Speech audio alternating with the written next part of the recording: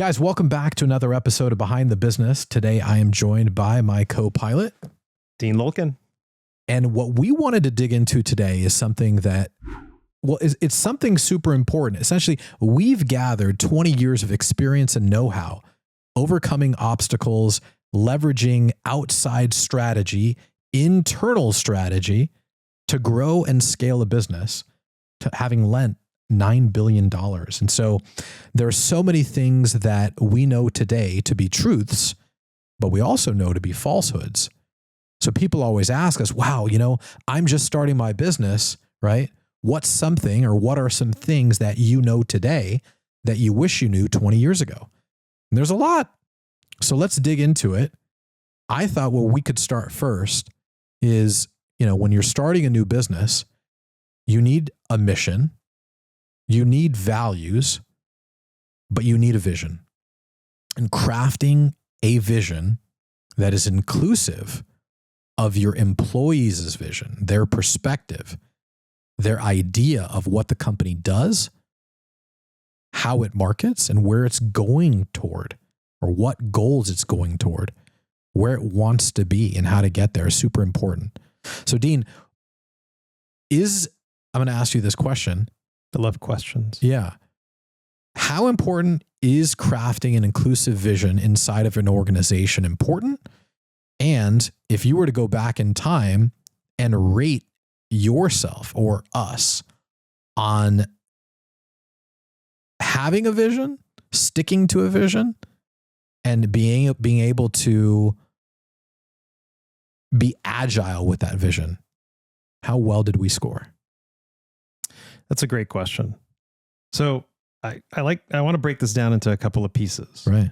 So you talked about specifically about creating an inclusive vision, a vision that includes the opinions, wills, and ideas of those around you. And I think that at the infantile stage of a business, where many of you are at today, right, that first 6, 12, 18 months, or maybe that first $1 million of revenue, it's probably one of the dumbest things that you could focus on.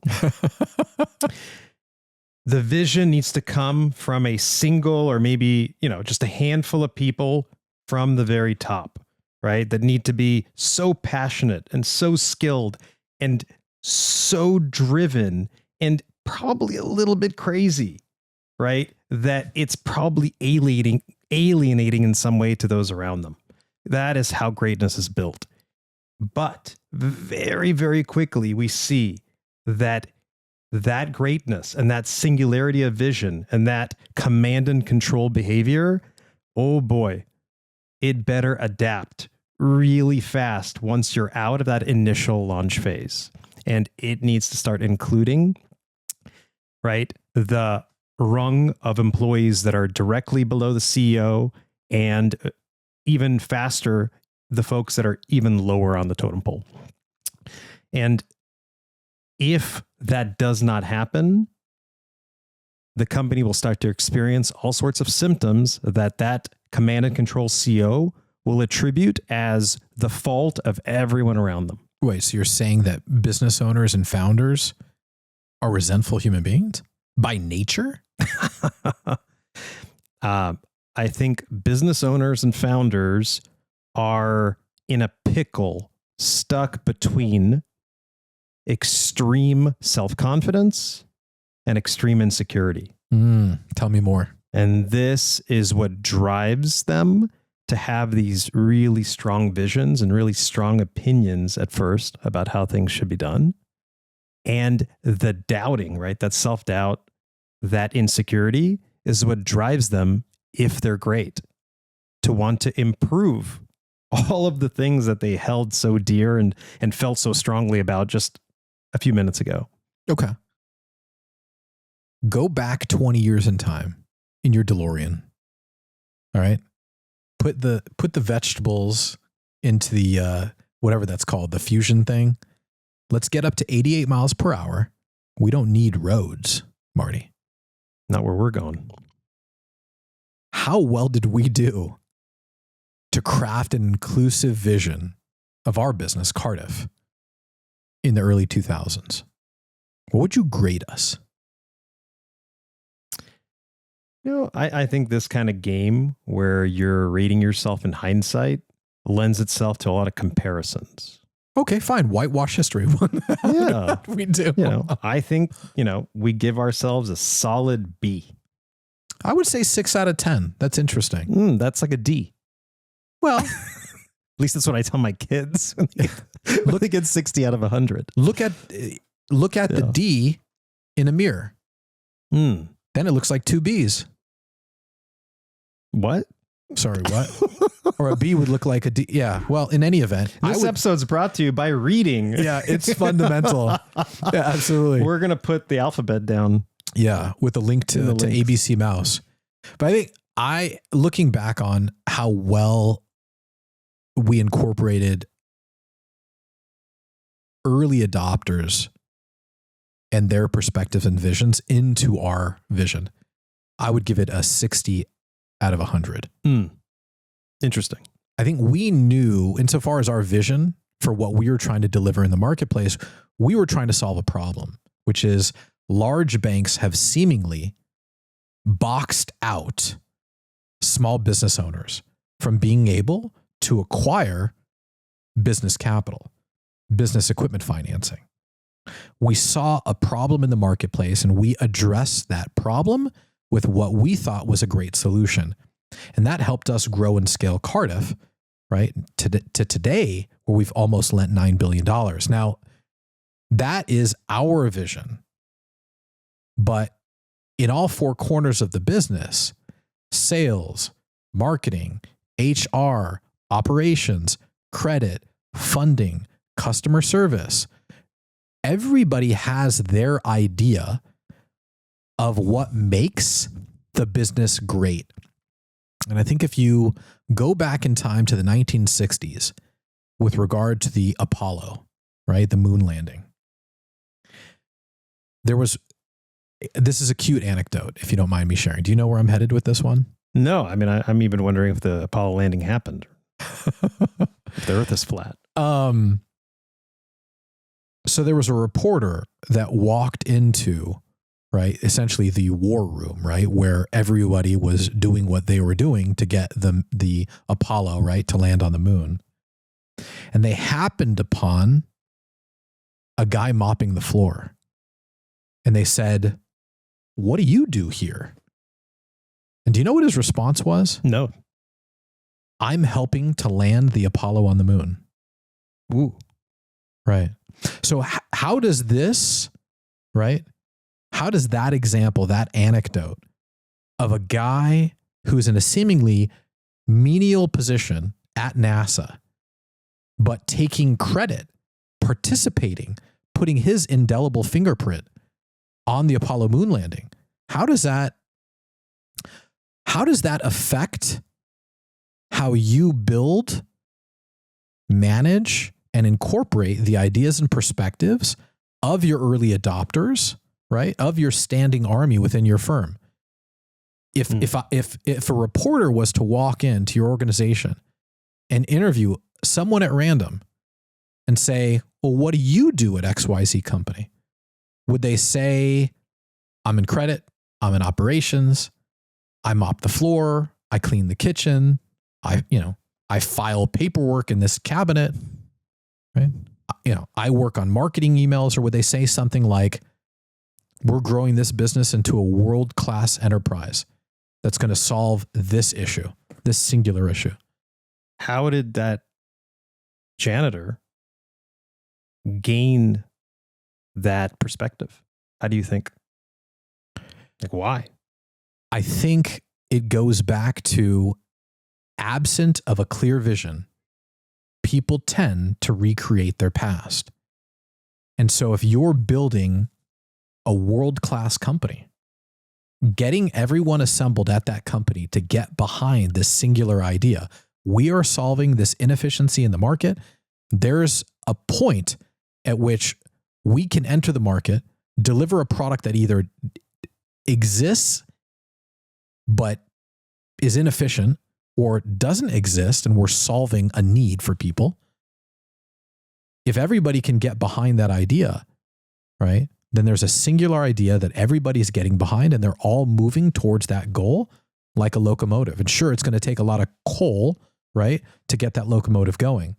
But if everyone can subscribe to this singular idea, you've built a vision that's inclusive of everyone, that has their indelible fingerprint on it, where people feel passionate about achieving that goal, whether they're in a menial position or they're in the C-suite. Yeah.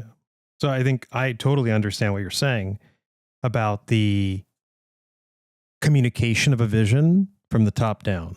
Absolutely. I'm still a little bit lost, and I want to share with you guys the personal experience that we've had with this about how the CEO is supposed to include and be inclusive of other people in the vision. Because I think you guys will relate to this example that when you're small and you've got 6 or maybe low 7 figures in revenue, when you start to include the people around you who are not your wife, who are not your best friend, but the folks that work inside the business, you start to include them in your vision, guess what they're going to want? Well, if they feel like they've helped to create and craft the vision for the business, they want skin in the game. They feel like, well, they helped to create this thing. So now give me half the business, give me a third of the business. It's all split it evenly. And you start to have these very uncomfortable conversations, which we've both have had over the years. When someone provides a great value, a great idea, what do they get in return? And so, boy, is that a difficult balancing act for us as leaders in those early stages. Oh, these things get much easier when you have 8 and 9 and 10 figures in revenue and you're profitable and you've got an organization built. But in those early stages, that's why I lean on the fact that that leader better have a singular vision driving the business that is really strong and really resolute, and not a question arises in that individuals, or maybe it's a couple of folks that are driving that vision. There's nothing that's going to put a chink in that armor in their mind where they're going to consider outside opinions that could dilute, right, say, the ownership of the firm. And so, again, a huge challenge is how to include other people's visions in the vision for the business in those very early stages. It's extremely difficult. It is not black and white. There is no easy answer to it. And so what I would recommend, because I'm sort of driving you to this idea that maybe internal ideas aren't the best place for that founder in the early stages to look for, is go outside the organization. Go outside and look for help to understand whether your vision is missing something and what it should look like exactly. Essentially, have someone proofread your work as a leader of that organization. And so, maybe you can chime in on where do we go when we're looking outside the organization? How do we breach that subject? Yeah. Well, listen, we started off by talking about absent of a clear vision, people tend to recreate one, and how important it is to build a vision for the company, a value system, a mission, right, and a vision. And to ensure that that vision takes into consideration, right, the opinions and perspectives of people inside your organization, we kind of made a little bit of a detour, because how often is the case where somebody contributes to a vision and they could contribute in marketing or lead funnels or in sales, and then try to hijack, if you will, the equity from the firm, right, in saying, well, if I don't get what I want, then I'm going to X. I'm going to sabotage the company. I'm going to take people with me. I'm going to hold you hostage to these compensation figures. It is often that is the problem. But there was a study done a few years ago in some exit interviews, and they asked people, what was the main reason that you left? And you'd be shocked to understand and learn that the real reason that people leave in droves, right, across any industry in America, has less to do with what they're paid and how they're compensated. but more to do with them feeling appreciated and heard. And so I think this leads us to another example of interpersonal skills and resentment. So again, this is going back to that original question, which is, what do you know today to be true or false? And what do you wish you could do with that knowledge if you could go back in time in the DeLorean 20 years ago? And I think one of the largest misses that business owners and founders make, something that they never even hope to refine, it's not even on their radar, are their interpersonal skills and their tendency to blame and resent people inside their organization. Agree? Disagree? Yeah, I think that's all sort of under the wrapper of communication. Yeah, absolutely. Right. CPR.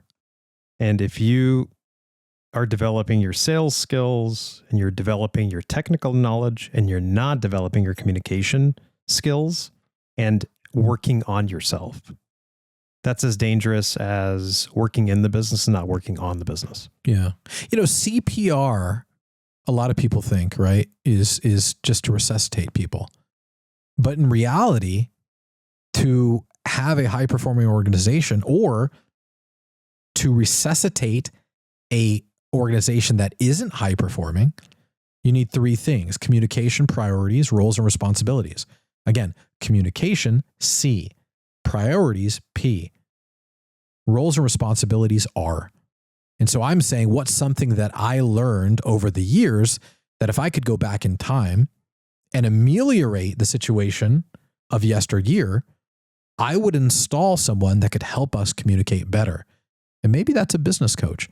Maybe it's like you said, right? Getting outside of the organization, not living in a vacuum, and seeking guidance, experience from someone who, again, like you said, could be outside of your industry. Just somebody with a pedigree in business. Yeah. And that could be joining the fraternity, or it could be joining a local chapter of YPO or Vistage. It's a great example, Dean. For a limited time, people can go to jointhefraternity.com and be able to connect with business owners and founders who are at that 6, 7, 8-figure level that are trying to get to 9 figures and above.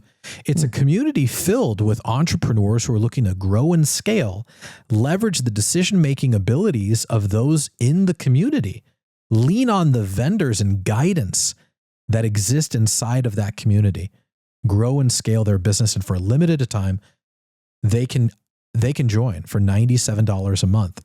That includes access to 4 Zoom calls every Thursday at 4 p.m. Pacific. So we'll see you guys on the next Zoom, unless, of course, you're trying to grow and scale a business in a vacuum. Back to it, Dean Lyulkin. Yeah, I mean, $97. Yeah. The value, crazy. Let's get back to it. CPR, communication priorities. Notice that the P and the R come second. Why? And the C comes first. Because there is no way to set priorities and really put the folks that work with you into proper roles and responsibilities if you can't communicate. And we've talked a lot about communicating vision, but this is about interpersonal communication. Yeah, that's right. This is about the ability to communicate, right, in a way that is not triggered and not reactive, right? When we talk about being conscious, being in the now, in the present with the people that you're communicating to, right? It has to be non-reactive, right? And it has to be non-triggered. So what does it mean to be non-reactive and non-triggered in your communication? Well, it's pretty simple. It just means that you're listening to the person that's speaking to you and you're listening for understanding and you're not waiting to talk. Yeah. And as a business owner, I think every time we do this every single day, I do it, he does it, everyone around us does it. Catch yourself, right? And that's what we learn to do. I love it. Not going to blame when faced with crises is an amazing skill set that is not innate to humans. It is something built. It is something crafted. It is something welded from steel, forged from steel. And over time, as a business owner, if you can get great at pausing, thinking, listening for understanding, and not being triggered and not being reactive, instead being highly individuated, having an external mindset as opposed to an internal mindset, which means you're not thinking about yourself. You're thinking as someone who appreciates the person on the other side to be human, wants, needs, vision, perspective, experiences, likes, dislikes, not objectifying them, incorporating their ideas into how the business operates.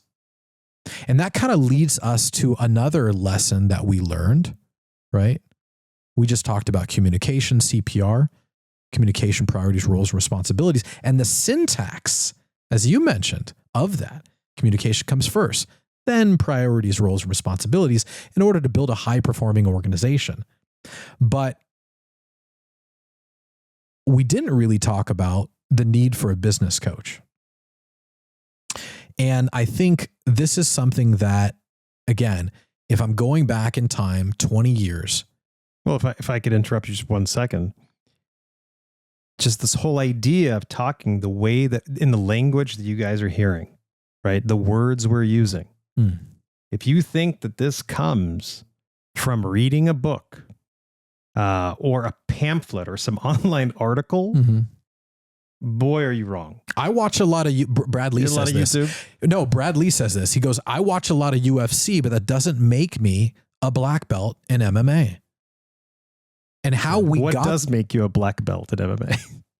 Practicing MMA. And having an instructor. Right. And that kind of goes back to 2 points, right? If we were to go back in time 20 years, what do we know today that we wish we knew 20 years ago? One is the need for outside counsel, which is a business coach. And it's so important.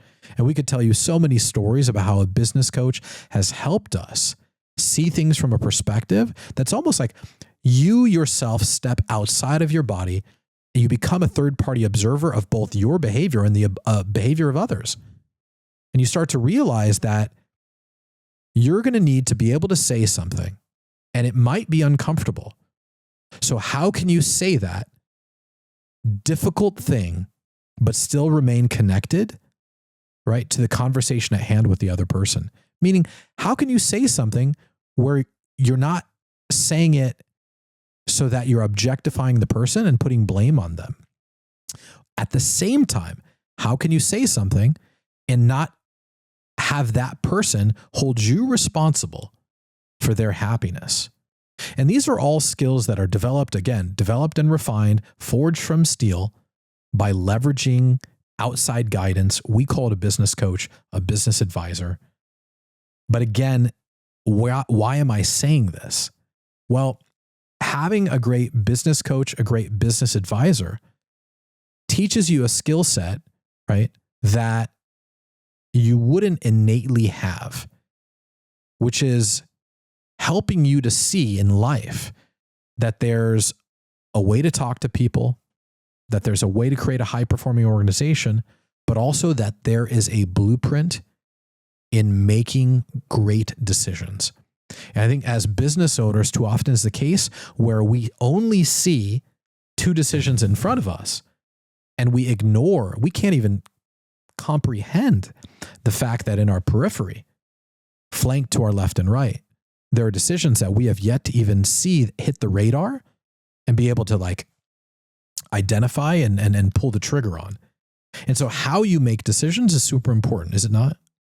Very. And if you, as a entrepreneur or a business owner, if you were born with the skill sets of empathetic communication and consciousness, you wouldn't be who you are today, right? Just look in the mirror and know that you would be a psychologist. You'd be a hostage negotiator for the FBI. That's right. You wouldn't be pulling the people around you into organization that is following your singular vision, right, to greatness. That's just not the skill set, right? You have other amazing gifts. And so you need help. Relating it back to the way business owners make decisions, we're all familiar of being inside of an organization and having a founder or CEO say, well, I'm going to make this decision myself. That's kind of the founder's dilemma, an authoritarian way of approaching decision making. Then maybe you have a dad, right? You know how that works. Yeah, we are eating here. And if you don't like it, you can starve. And then those people grow up, right? Well, I shouldn't say grow up. Those people are the ones who operate large companies. Generally speaking, business owners that make decisions in an authoritarian way do so at the expense of being a great communicator. And decision making, right, as it relates to knowing what we know today, is so diverse in the options that you have. People don't even realize it, or maybe you do realize it and you tend to just gloss over it. So we've talked about the authoritarian way. It's gravity, right? So water flows wherever it's easiest to flow. Absolutely. So you've got an authoritarian way of making a decision. It is my decision. I will make it. Everyone can screw off. Then there's a delegation way of making decisions, which is like, well, I don't feel like I'm going to make that decision. I'm going to rely on Dean. Then there's the consensus model where, oh, it's democracy. We're all going to make this decision together. We're in a conference room. What do you think, Bob? Carol, what do you think? Right? But there's another way to make decisions. And it's the consultative means of making a decision. And so I think what we learned in our 20-year track record operating one of the largest privately held small business lenders in America is that, again, 4 different ways to make a decision: authoritarian, consensus, delegation, and consultation. And I think so as long as the business owner, founder, CEO is honest in his or her approach on how they've come to making a decision or how they've come to make a decision, we're all good. Everything's good. But if you're dishonest in your approach and you ask for somebody's guidance and feedback and perspective, and then you don't say, well, at the end of the day, I'm just going to make the decision myself, then people feel harmed.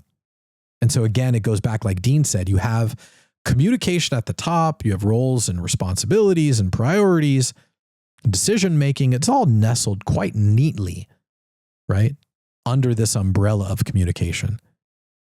So, yeah. And being consultative is so tricky. And innately, that consultative decision-making process is being honest with the person you're speaking to. Absolutely. The person you're seeking guidance from, you have to be honest with them and say that I value your opinion and I want to know what your opinion is. But know that in the end, I may choose a different path. Hey, Carol, I really wanted to just pick your brain if I could. I'm considering doing X, Y, Z, but I wanted to understand your perspective. Now, I want to be honest, at the end of the day, I'm probably going to be the one to make that final decision. And I just wanted to seek your guidance and see if there's something that I'm missing, something that's maybe not on my radar. Do you have 5 minutes? Oh, had I known that 20 years ago, amazing, right? So again, I want to sort of wrap up. There's a couple extra points that I wanted to hit upon today. Diversified lead funnels, right? Not putting all of our eggs in one basket as it relates to like marketing. Too often is the case, business owners like, well, this one partner of ours is 40% of our revenue. Wow, we love this relationship. And then something happens to that relationship. Bob screws it up. Carol doesn't pay him on time. They find a better, cheaper product or service to lean on. You lose that relationship and you also lose that 40% of revenue. So understanding the idea of customer concentration is so important. Not putting all your eggs in one basket. So super important. And understanding that partnerships aren't made overnight, but also that partnerships aren't lost overnight either. Too often is the case, founders and CEOs alike will invest everything into a singular relationship with a business because it's the key to them growing and scaling. Well, if they could get out of their box and realize that there's other people that want that product or sale or product or service, but also that one singular partner, right, holds just as much downside as upside is super important. So again, diversifying your lead funnels, diversifying your customer concentration, and at the same time, right, it feeds into an excellent example of paying attention to what competitors and peers are doing. Yeah, if we hadn't done that as a business over the last 20 years, and believe me, people are very critical of this point. People often say that, put on blinders like a horse and don't look outside your organization to see what other people are doing. Focus on what you're doing. I think that's great advice intermittently, like fasting. It is not great advice in the grand scheme of things, because by not paying attention to what your competitors are doing, you are displaying arrogance. And arrogance is not going to get you to a great place over time as a business owner. So be open to the fact that there might be other products or other ways of selling your product that you are simply not thinking about today. And the more you see your competitors doing that, the more you have to understand that it's working. And if what you're doing that you think is unique is not working, pivot. My best example is In-N-Out Burger. They refuse to give ranch with their French fries. They think ranch doesn't exist. They provide cold cheese, but no ranch. Cold cheese and hot tomatoes. They're like doubling down on that. Raising Cane's is another example. We've got the cane sauce. People want ranch. They're like, no, we don't do ranch. Being rigid and not agile, right, is not a great quality as a business owner. That is a founder dilemma issue, right? And so In-N-Out Burger is now like 75 years old. Raising Cane's ain't, they weren't born yesterday either. Realize that there's another person out there who's going to make a hamburger that tastes as good as yours. Or there's somebody out there that can make a chicken finger and a stale piece of bread just as good as Raising Cane's. So give people what they want. Look to your peers and competitors in your space and realize that if you're unwilling to adapt with the times, you will get left behind. And so the last thing as it relates to what is something that is on our radar today, but had we had that skill or mindset 20 years ago, boy, oh boy, would we be in a different place? How to attract and keep talent. Dean Lyulkin. Oh, this is the $1 million, $10 million, and $100 million question. Indeed. And again, this goes back to being agile and thinking differently at different stages of your business. When you first start out, I do recommend the authoritarian decision-making model. I do recommend limiting the amount of decisions you make with consensus or consultation. Although I would say less consensus, more consultations is good. But hiring is just as tricky in the very beginning. It's very easy to start by hiring people who are yes men or yes women, right? People that make you feel good about yourself. And of course, the business wisdom, right? The commonly accepted wisdom is, no, you shouldn't do that. You should hire people who challenge you every single day, who make you feel like you might be the dumbest person in the room. And again, I worry that this is good advice as you cross into the 7-figure realm and the 8 and 9-figure realm. Boy, Will and I have this wonderful benefit of being able to sit in a room with people who are smarter than us and listen to their ideas, because our business isn't at risk. Now, caveat, all businesses are at risk, but we're not at risk on a daily basis of collapse. A business that has just started in the last 18 months is in danger every single day. Yeah. And so you do need people who are going to follow your vision, your instructions, and be good followers in the beginning. So be careful about putting people who are going to challenge you on a daily or hourly basis, unless they are your relatives, your best friends, or your spouse. So very tricky, right? We're walking a tightrope, both with hiring in the beginning and with decision-making. So there isn't just one answer to this. It all depends on the stage of the business you're at. I think one of the most important things that business owners can make, or one of the most important things that business owners can do, I should say, to attract and keep talent, goes back to the earlier example that I made about the exit interviews of so many people from a variety of industries and also the level inside of the organization that they fit into. And it wasn't about money. Everybody seems to think that somebody is leaving your organization because they got paid a little bit more. And the truth is that pay was like number 4 on the list, right? Of the reasons why they were leaving the organization. Number 1 was feeling appreciated. Number 2 was feeling heard. So if you're a business owner and you're struggling with how to grow, look at the stable of talent that you keep and look at the stables of talent that exist outside your organization that you're trying to attract. Listen for understanding to the people inside your organization.